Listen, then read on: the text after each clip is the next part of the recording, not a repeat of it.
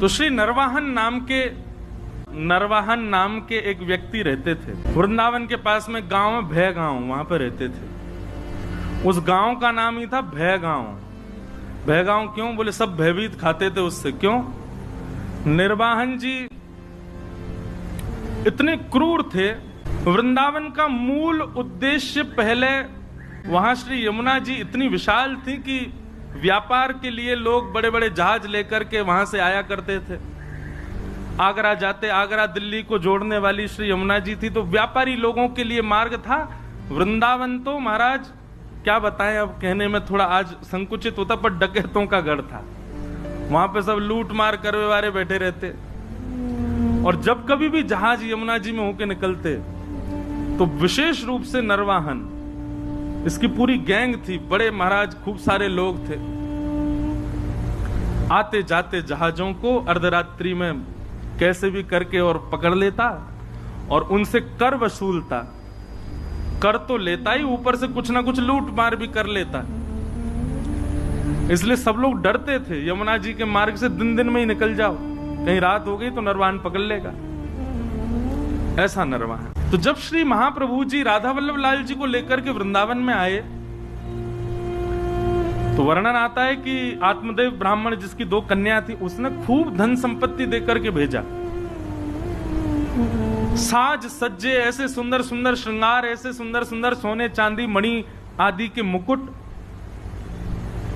और फिर ऐसा भी भाव है, जो महाप्रभु जी की प्रथम पत्नी थी रुक्मणी बाई, जिनसे पहले ब्याह हुआ था, रुक्मणी बाई जी और महाप्रभु जी के बड़े प्रथम पुत्र श्री वनचंद्र जी, आप दोनों भी नवरंगी लाल जी की सेवा छोटे बालक को देकर के, गोपीनाथ जी को देकर के, आप भी देवबंद से वृंदावन आ गए थे।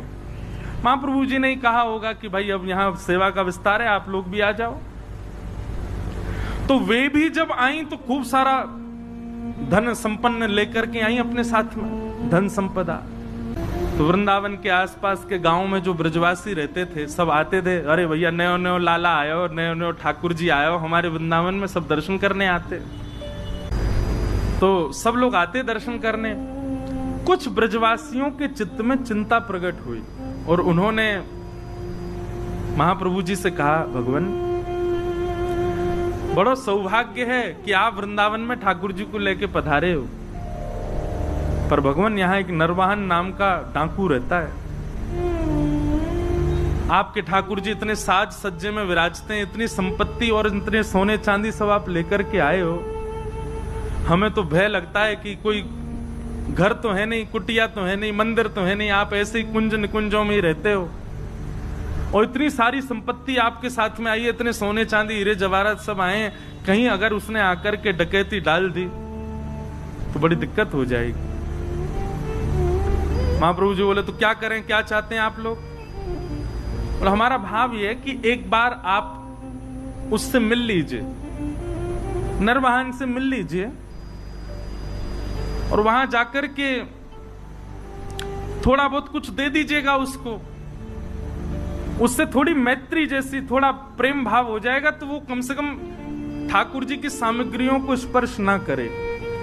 महाप्रभु जी तो अष्टयाम में इतने व्यस्त रहते थे, हम लोग विचार करते हैं 2 समय के भोजन ठाकुर जी को पधराना, उसके लिए भी कितनी योजना बनाते हैं। पर श्री हितरिवंश महाप्रभु जी ने राधा वल्लभ जी को वृंदावन में विराजमान करके अगले दिन से ही अष्टयाम प्रारंभ कर दी। 8 याम सेवा चलती राधा वल्लभ जी की। ये भी विचार नहीं कि मंदिर नहीं है, व्यवस्था नहीं है, रसोई नहीं है, खुले में ही सब व्यवस्थित करके अष्टयाम सेवा हो ठाकुर जी की। ब्रजवासी सब संत भी आ गए, सबने कहा कि बोले नहीं, ये निर्णय उचित है, आप नरवाहन से एक बार मिल लीजिए। महाप्रभु जी ने कह दिया, इनको निहारने के बाद, इनसे मिलने के बाद किसी और से मिलना पड़ेगा, हम नहीं जाएंगे। जब ये मिल गए तो अब और किससे क्या मिलना, और किसी से भय क्या खाना? ठाकुर जी हैं साथ में, राधा वल्लभ जी, इन पर भरोसा नहीं है हमें, सब मंगल करेंगे, हम नहीं मिलेंगे किसी से, हम तो सेवा से फुर्सत नहीं, हमको यहीं रहेंगे। खूब प्रयास किया, खूब सबने समझाया, पर महाप्रभु जी नहीं गए। नरवाहन को किसी ने जाकर के ये बात बताई।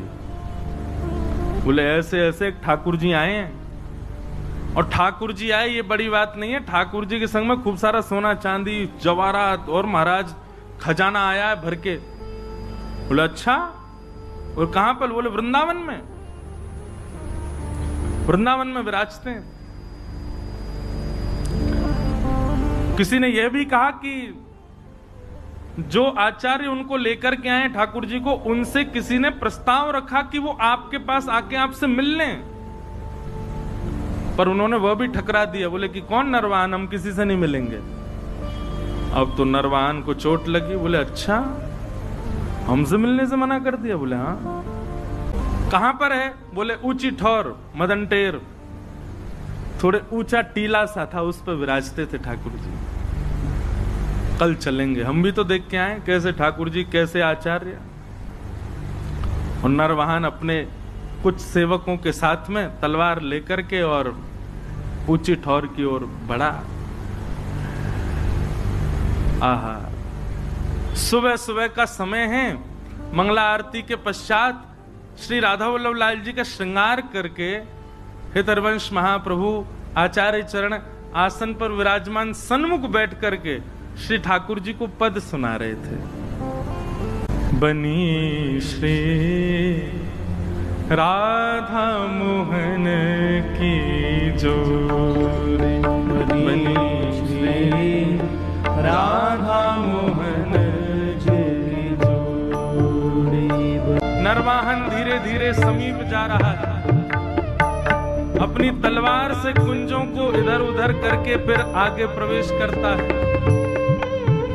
स्वर कानों से भीतर प्रवेश कर रहा है और स्वर में कहे गए शब्दों का चिंतन बनता जा रहा है। हितरवंश महाप्रभु गा रहे हैं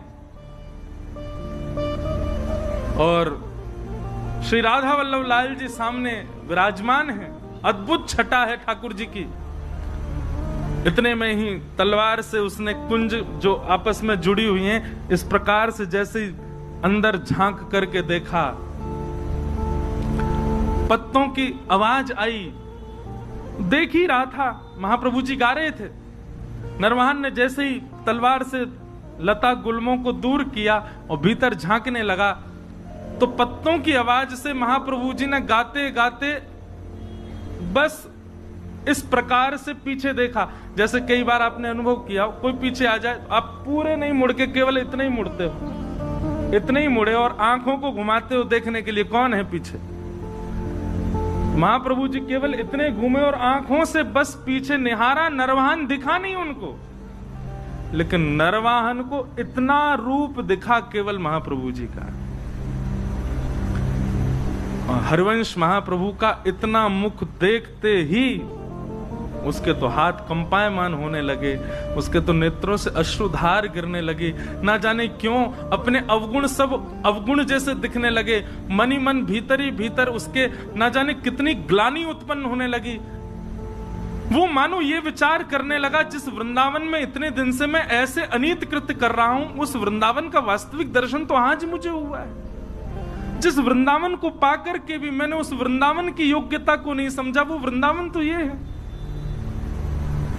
नीचे आचार्य का आधा मुख और पीछे ठाकुर जी का संपूर्ण अंग, इन दोनों का एक साथ दर्शन नरवाहन को हुआ। और केवल दर्शन मात्र से हाथ कांपने लगे, पैर कांपने लगे, स्थिति ऐसी हो गई रुक ही नहीं पा रहा था। वहां दौड़ा नीचे, पीछे सब उसके जो सेवक गए थे साथ में वो भी दौड़े।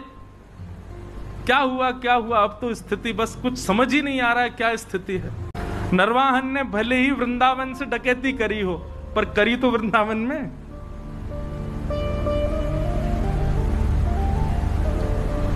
अब तो नरवाहन की स्थिति ये हो गई, तलवार वलवार तो सब दूर फेंक दी। विशाल स्वरूप था उसका, स्वरूप का वर्णन करते हैं कि देखते डर जाए आदमी, इतना खतरनाक था नरवाहन।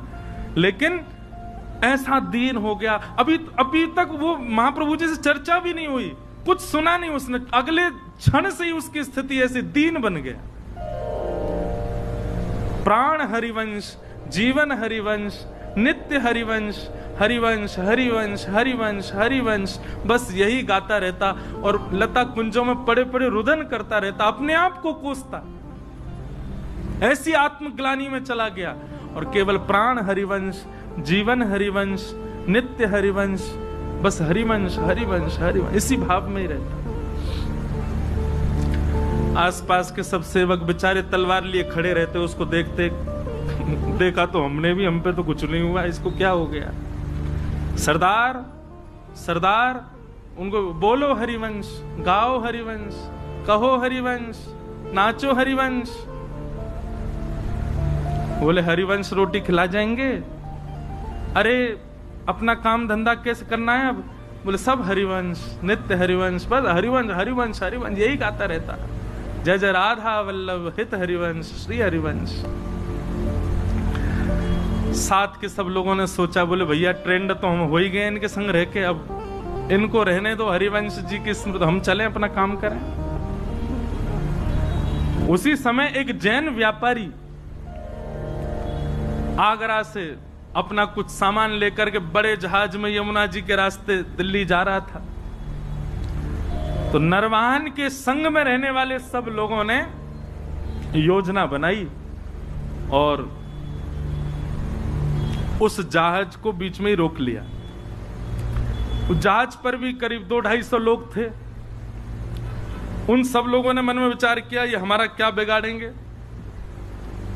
वे भी लड़ने को नीचे आ गए, लेकिन नरवाहन की सेना बहुत थी और बड़े क्रूर थे सब, नहीं जीत पाए। तो पूरे जैन व्यापारी के जितने लोग थे सबको बंदी बना लिया, पूरे जहाज को जमुना जी में खड़ा करके और पकड़ करके जो भय गांव था वहीं उसका कारागृह था, जेल बना रखी थी उसने, वहीं ले जा करके और सबको बंदी बना दिया। सबको बंदी बना करके उन पर क्रूरता करने लगे, मारने लगे, पीटने लगे, उनको स्थिति खराब कर दी। क्यों? क्योंकि कर तो दिया नहीं, ऊपर से हम पे हाथापाई कर रहा, जानता नहीं हम नरवाहन की सेना है। एक दासी रहती थी नरवाहन के यहाँ, वो नरवाहन जी के यहाँ जाती थी, नरवाहन जी को देखती तो अब तो बस कुंज में बैठे बैठे श्री हरिवंश, हित हरिवंश, प्राण हरिवंश, जीवन हरिवंश ऐसी गाते हैं। वे समझ गई थी स्थिति अब किस मोड़ में मुड़ चुकी है।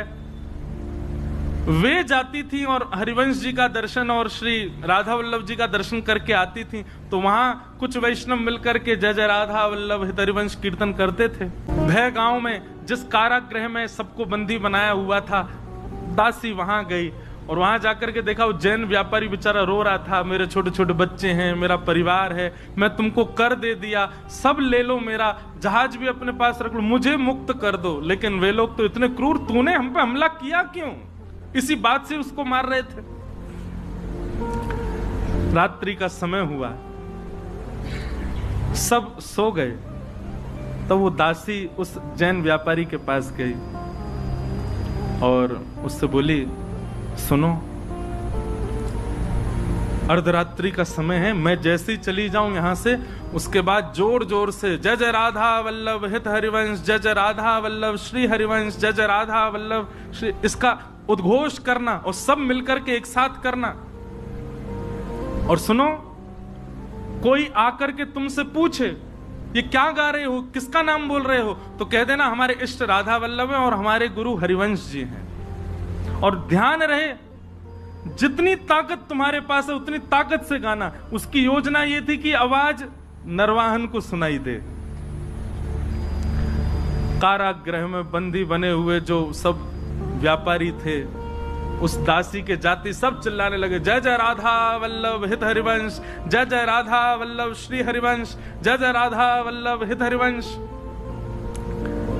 आहा, ये स्वर सुनते ही मानो नरवाहन की स्थिति तो ऐसी हो गई कि जैसे प्यासे को जल पिला दिया हो, भूखे को पानी पिला दिया हो, जिसको नींद आ रही है उसको बिस्तर दे दिया हो, जिसको अत्यंत सुख की कामना हो, जिस सुख की कामना हो वो सुख दे दिया हो। नरवाहन तो आनंदित हो गए, आनंदित होकर के उठ करके ढूंढने लगे कहां से आ रहा है स्वर। सुनते सुनते जैसे ही पहुंचो, अपने ही कारागृह में पहुंच गए। कारागृह के भीतर जाकर के देखा तो सब बंदी बने हुए हैं, वही गा रहे हैं, जय जय राधा वल्लभ हित हरिवंश, जय जय राधा वल्लभ श्री हरिवंश। नरवाहन ने जाकर, अरे भैया सुनो, कौन हो तुम लोग और ये क्या गा रहे हो? बोले महाराज, ये राधा वल्लभ जी जो हैं ये हमारे इष्ट हैं और ये हरिवंश जी जो हैं ये हमारे गुरु हैं। जैसे ही सुना कि हित हरिवंश उनके गुरु हैं, नरवाहन की तो स्थिति हाथ पांव कांपने लगे। जिन गुरुदेव की मैं आज एक झलक देख करके मेरी स्थिति हो गई, ये उनके साक्षात शिष्य हैं, मेरे गुरु भाई हैं और ये मेरे यहाँ कारागृह में बंदी। तुरंत बुलाया, बोले खोलो, अभी चरण पढ़ो, इनके चरणों में दंडवत प्रणाम करो। अपने सारे जो भी उसके सहपाठी सबको बोला इनके चरणों में प्रणाम करो।